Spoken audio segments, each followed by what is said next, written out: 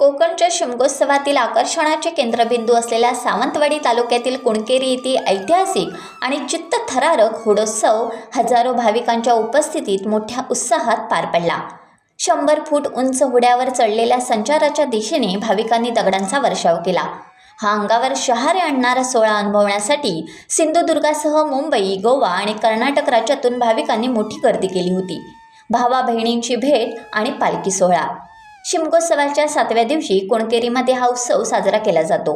उत्सवाच्या सुरुवातीला आंबेगावचा श्रीदेव क्षेत्रपाल आणि कोलगावचा श्रीदेव कलेश्वर यांनी आपली बहीण श्रीदेवी भावईची भेट घेतली।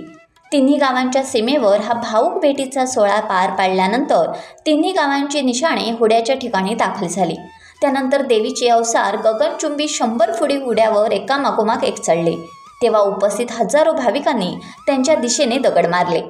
या संचारावर ज्याचा दगड बसतो तो भाविक स्वतःला भाग्यवान समजतो, अशी येथे श्रद्धा आहे।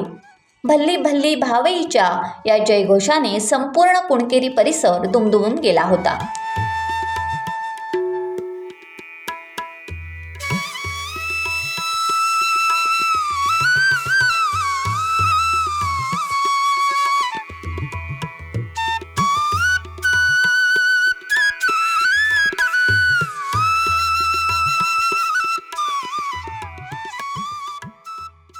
टाइम्स डिजिटलला लाईक करा, शेअर करा, सबस्क्राईब करा आणि बेल आयकॉन दाबायला विसरू नका।